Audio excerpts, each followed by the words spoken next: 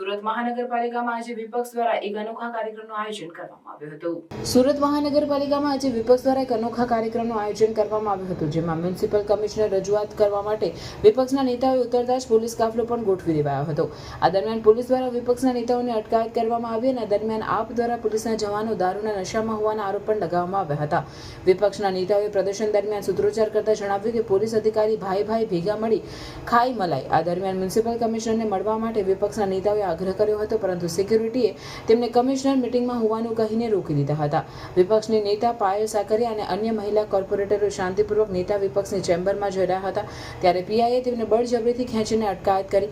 પાયલ સાકરિયા દ્વારા આક્ષેપ કરવામાં આવ્યો હતો કે મહિલા કોન્સ્ટેબલ હોવા છતાં પુરુષ પીઆઈએ મારો હાથ પકડીને અટકાયત કરવાના પ્રયાસ કર્યો, જે દુઃખદ છે। પાયલ સાકરિયાએ પણ જણાવ્યું કે ભાજપ અને પાલિકાના અધિકારીઓ એકસાથે કામ કરી રહ્યા છે અને અમારી સામે અભદ્ર વર્તન કરવામાં આવી રહ્યું છે। અમે માત્ર અમારો હક માંગતા હતા, પરંતુ કમિશનર અમારી સાથે મળતા નથી અને પત્રોના જવાબ પણ નથી આપતા। આ સમગ્ર ઘટનાને લઈને આપ અને પોલીસ વચ્ચે ઝપાઝપી થવા પામી અને વિપક્ષના નેતાઓએ પોલીસના વર્તન પર કડક આક્ષેપો કર્યા છે। સ્ટોરી સુનિલ ગાંજાવાલા, સુરત। આમ આદમી પાર્ટીના તમામ નગરસેવકોની સાથે તમામ સંગઠનના સાથ સહકારથી આજે અમે મ્યુનિસિપલ કમિશનરશ્રીને અમે રજૂઆત કરવા માટે જઈએ છીએ। છેલ્લા ઘણા સમયથી જે કમિશનરનું વર્તન જે કોર્પોરેટરો પ્રત્યે અને સુરત શહેરના લોકો પ્રત્યેનું જે છે એ ઉદ્ધરતાભર્યું વલણ છે। જે રીતે અત્યારે જે કામગીરી સુરત શહેરના કમિશનર કરી રહ્યા છે, એ કામગીરી જોતા એવું લાગે છે કે એ સુરત શહેરના જે કેમ કે રાજા હોય, રાજાશાહી જે વલણ હોય એવું બતાવે છે। ખરેખર કમિશનર ભૂલી ગયા છે કે સુરત શહેરના જે લોકો છે એમના નોકર છે, નહીં કે ભાજપના નોકર। હાલમાં જે એમની કામગીરી છે ભાજપના નોકરની કામગીરી હોય એવી એ કામગીરી કરે છે।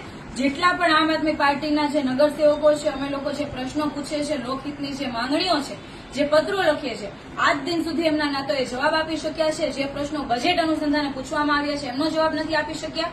તો આના ઉપરથી એવું સાબિત થાય છે કે લાખો કરોડોનું જે કૌભાંડ છે ભાજપની સરકારમાં થઈ રહ્યો છે, તો માત્ર ભાજપ વાળા જ નહીં, પરંતુ આવા જે અમુક અધિકારીઓ છે એમનો પણ સાથ સહકાર એટલો જ છે કે સુરત શહેરના લોકો જે પરસેવાની કમાણીથી જે લોકો આ વેરો ભરે છે એનો જે પગાર ઉપર આ જે કમિશનરને જે પગાર મળે છે એ પગાર ઉપર એ લોકો જે કામ કરે છે, ખરેખર ભાજપના નેતાઓનું કામ કરતા હોય એવી રીતના કામગીરી છે, જે બિલકુલ ચલાવી શકાય એમ નથી।